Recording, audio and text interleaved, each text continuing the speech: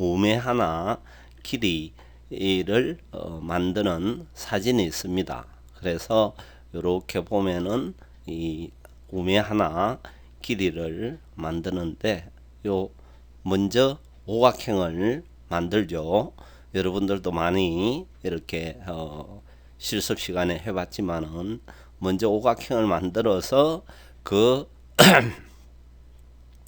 꼭지점에서 반을 칼집을 넣어서 약간 이렇게 곡선을 주면서 깎아 나가면 됩니다. 그래서 반복해서 5면을 똑같은 방법으로 돌려 깎아 나가게 되면은 매화꽃 돌림 만들기가 만들어질 수가 있습니다.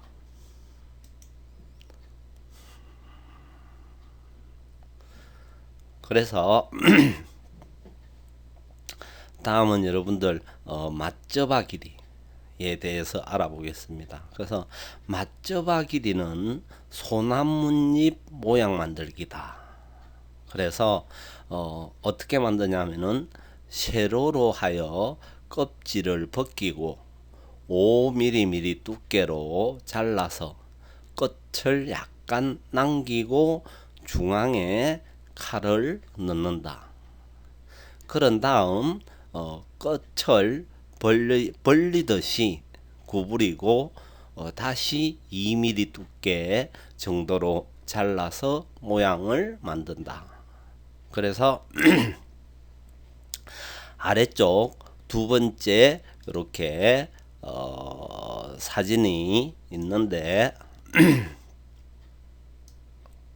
이 맞저바 길이라는 거, 맞저라는 거는 소나무예요. 소나무. 바라는 거는 잎이고, 그러니까 소나무 잎. 그러니까 소나무 잎이 이렇게 생겼죠. 아래쪽 사진에 보면은 이렇게 소나무잎이 있는데 소나무잎하고 똑같은 형태로 모양을 낸다. 이렇게 여러분들이 아시면 될 것 같아요. 그래서 세 번째로는 귤이 직가미 길이. 그래서 귤이는 오이를 말합니다. 오이 엇갈려 썰기. 그래서 아래쪽 사진 세 번째 보면은 이렇게 오이를 엇갈려서 잘라놨습니다. 그래서 보통 5cm 정도의 길이로 먼저 자르고, 그리고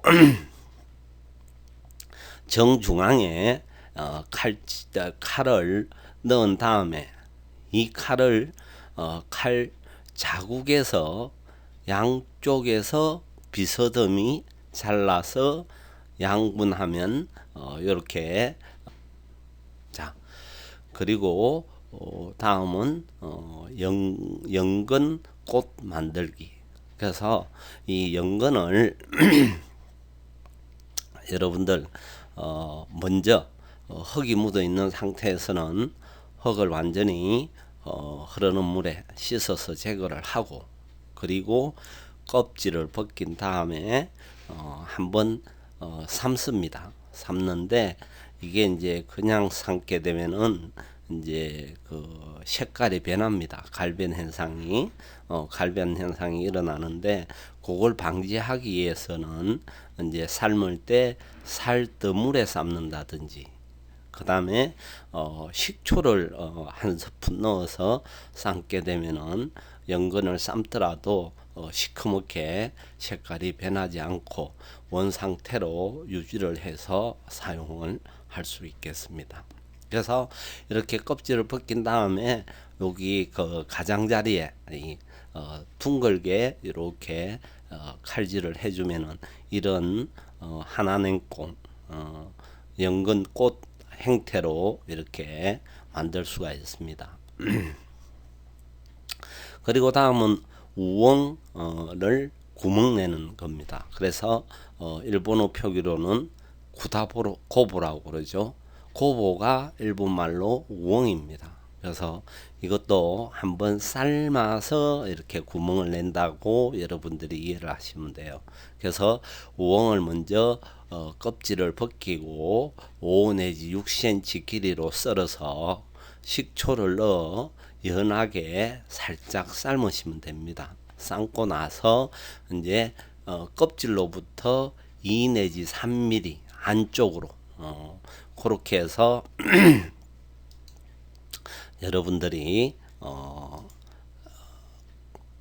요 2 내지 3mm 요쪽 부분에 여러분들이 쇠고챙이를 이용해서 이렇게 돌려가면서 이렇게 한쪽 끝을 구부려 넣은 다음에 꼬이게 하면은 이게 빠져나오게 되어 있습니다. 그래서 이렇게 구다고보를 만들어서 사용한다. 이제 이런 건 어디다 사용을 하냐면은 이제 조림이라든지 이런 부분들에 재료로 많이 사용을 합니다.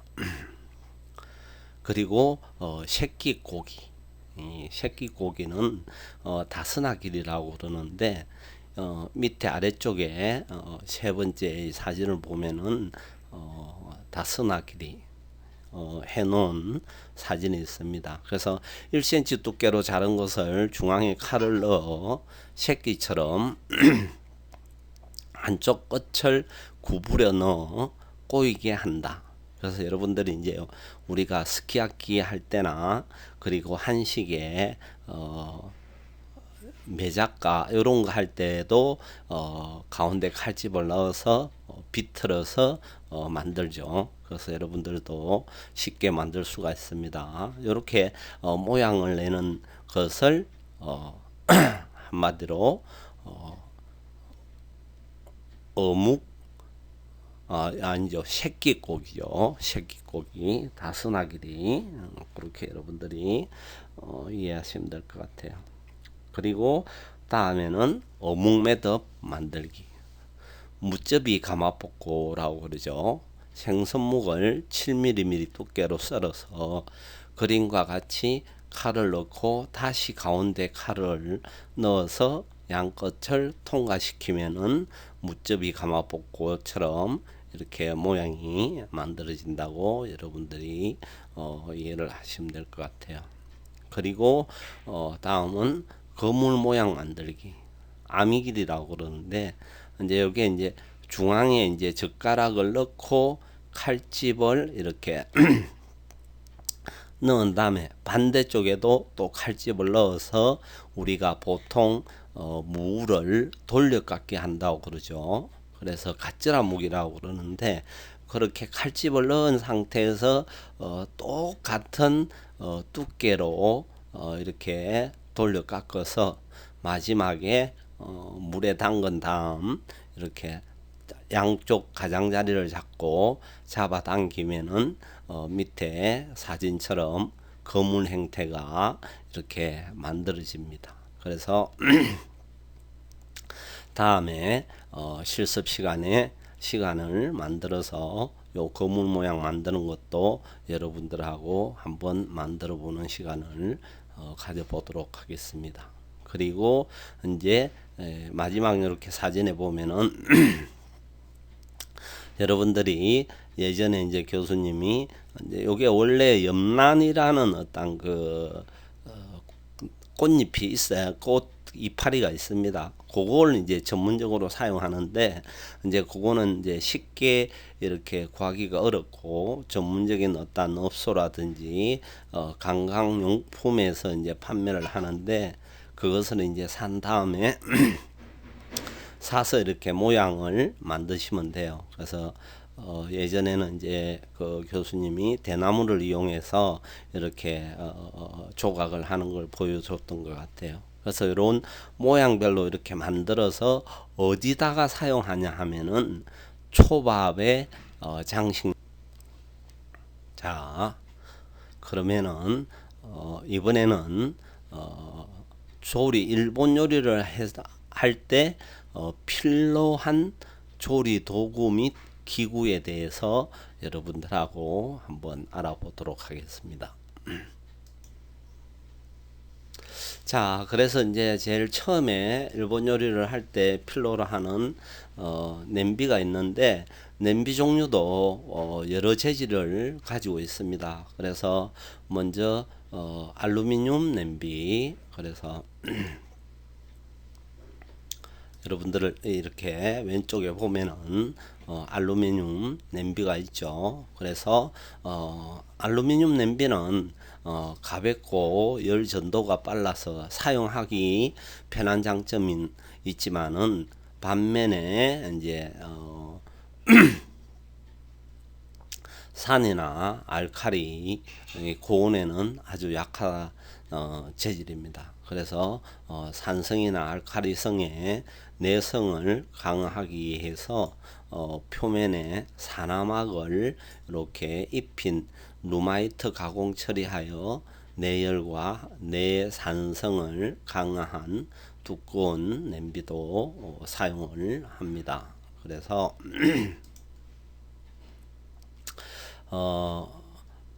두 번째로는 철 냄비. 철 냄비는 데스나베라고 그래요. 데스나베 철 냄비.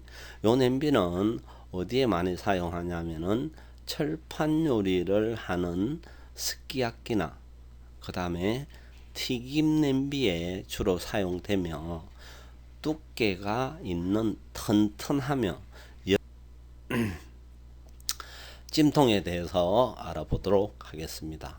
그 왼쪽에 사진에 있던 것처럼 여러분들 찜통을 이제 무식기라고 그래요. 무식기라고 그러는데 여러분들이 가장 쉽게 하기 좋은 거는 보통 축조시장이나 이런데 그 영덕이나 가면은 길가의 시장에서 대게 찌죠. 대게 찌는 그 찜솥을 보고 일본어로는 무식기라고 그런다. 무시라는 건 찐다는 얘기예요.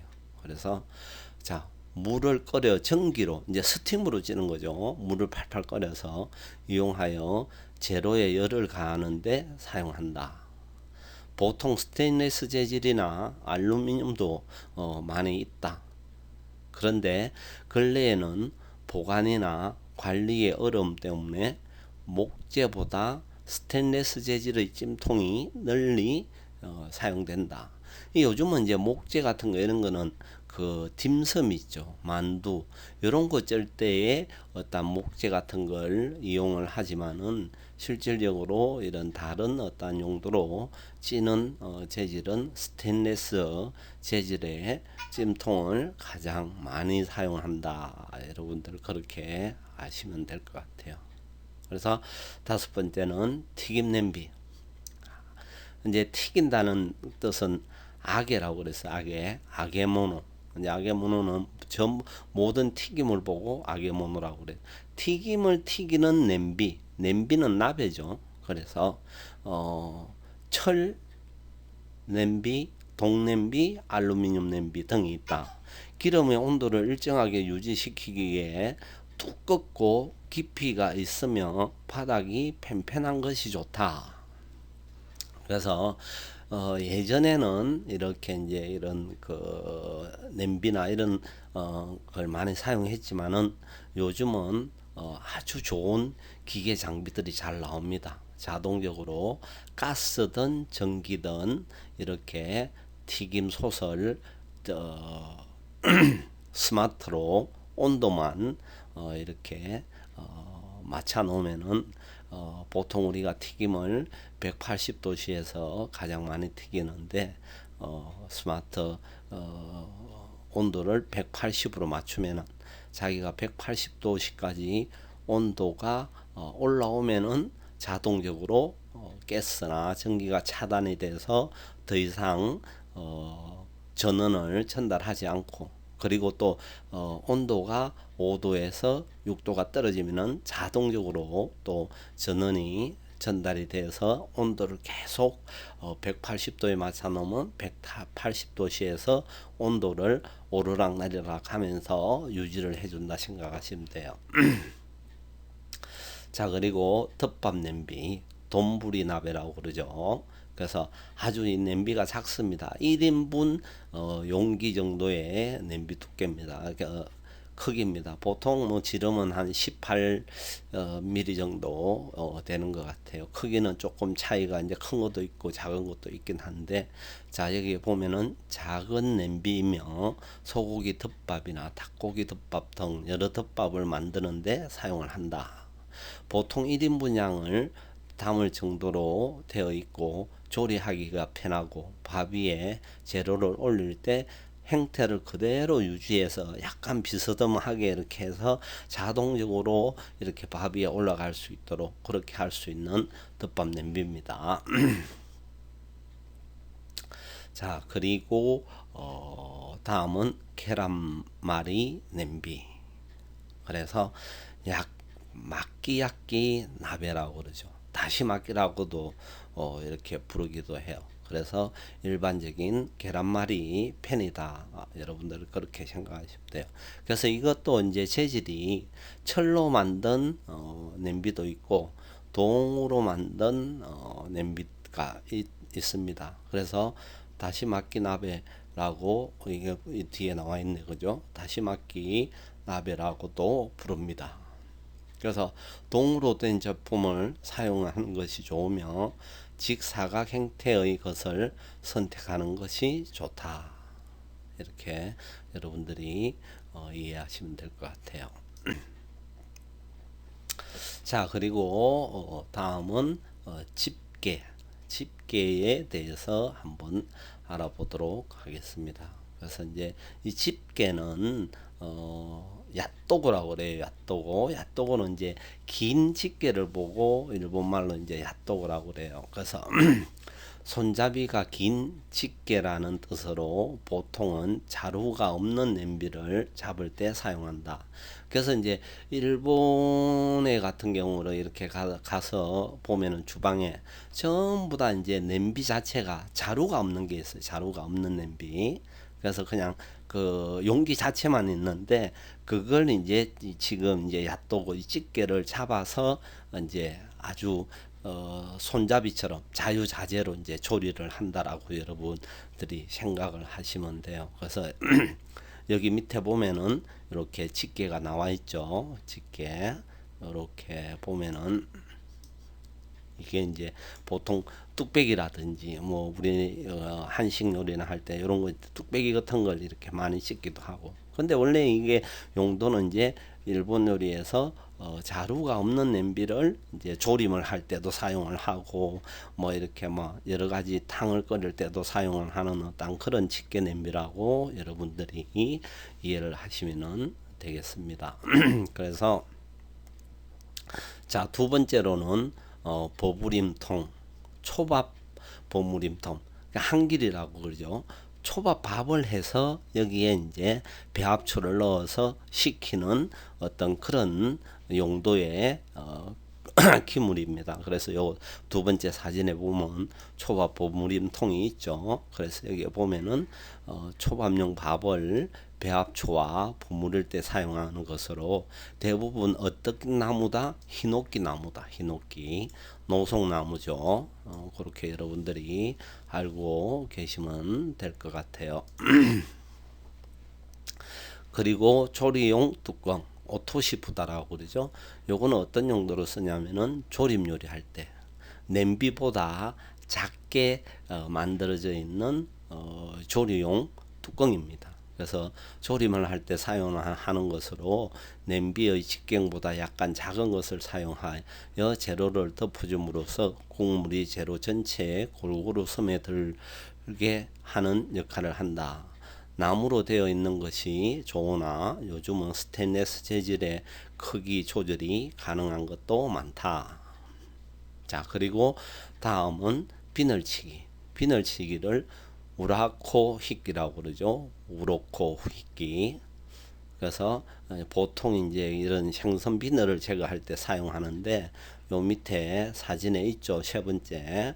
요거는 이제 큰 생선을 이제 비늘을 벗길 때는 꼭 필요한 비늘치기 도구라 생각하시면 돼요. 우로쿠이끼가. 그래서 큰 연어라든지 그 다음에 도미, 이제 참돔 같은 거, 뭐 이런 큰 생선을 비늘을 벗길 때는 꼭 필로로 하는 도구다. 여러분들이 그리 알고 계시면 되고, 그리고 긴발을 일본말로 마키스라고 그래요. 마키스. 그래서 김초밥이나 삶은 채소 등을 말 때 사용을 한다. 그래서 우리가 여러분들 술찜이나 요런 거 할 때는 여러분들 배추 밑에 깔고 그 다음에 쑥갓도 넣고 해서 이렇게 막기스로 말아서 사용했던 그런 기억이 있을 거라 생각이 됩니다. 자, 그리고 다음은 뼈를 제거하는 뼈 제거기, 혼내눕기라고 그러죠. 혼내눕기. 말 그대로 이제 아가씨들 그 눈썹 빼는 거 하고 똑같이 생겼다고 생각을 하면 돼요. 그 대신에 이제 이게 아주 튼튼하고 강철이고 좀 큽니다. 그래서 어떤 그 큰 생선의 뼈라도 이렇게 집어서 뺄 수 있는 그런 도구라고 여러분들이 생각을 하시면 돼요. 그래서 생선을 오롯이 한 후에 옥돔이나 고등어, 연어 등의 자, 그리고 이제 여러분들이 나무종이 우스이다죠. 우스이다이 그 나무를 얇게 이제 그 종이처럼 이렇게 빚어 놓은 거예요. 그래서 이제 이런 거는 이제 생선이나 뭐 이런 뭐 튀김이나 이런 기름도 빼고, 그 다음에 생선 같은 거 손질해서 밑에 깔기도 하고, 그 다음에 음식을 만들어서 이 나무 종이에다가 칼집을 넣은 다음에 이제 모양을 내는 장식용으로도 쓰고 여러 용도로 여러분들이 사용하신다라고 알고 계시면 될 것 같아요. 자, 그리고 절구가 있으면 절구를 찢는 봉이 필요하겠죠. 그래서 절구를 스리바찌라고 그런다. 일본말로. 그리고 봉은 스리코쿠라고 그런다. 그래서 여기에 보면은 이제 일본 요리를 할 때는 이렇게 절구를 아주 많이 사용을 해요. 여러 용도로 뭐 깨맛 빻는데 뭐 사용하고, 뭐 그다음에 마늘맛 빻는데 사용을 하는 게 아니라 여러 여기에서 뭐 새우도 빻고 여기 자체 안에서 조리도 하고 합니다. 그래서 이 절구를 스리바찌라고 그러고, 이 봉을 스리코끼라고 그런다. 그래서 이런 거 이제 산마 등을 곱게 갈기도 하며 깨나 생선살 등을 갈거나 으깨는데 사용하는 도구다. 그래서 흙으로 만들어 구워낸 것으로 안쪽에는 빗살무늬 같이 홈이 있다. 이제 빗살무늬처럼 오돌도돌하게 이렇게 뭘 빻기 좋게끔 이렇게 그 홈이 파져 있어요. 그래야 이제 예를 들어서 뭐 깨가 갈리든 생선살이 갈리든 하기 때문에 요 자체 안에서도 이제 조리를 하기도 하고 합니다. 그래서 여러분들이 그렇게 알고 계시면 되고, 그리고 구침털, 이거는 이제 나가시 바꾸라고 그러는데, 보통 이제 여러분들이 그 시중에 나와 있는 영양갱, 뭐 양갱을 이렇게 만드는데 이제 물을 내서 그 다음에 한천을 넣은 다음에 설탕이나 물엿을 첨가해서 한번 그 적당한 단맛을 내서 끓인 다음에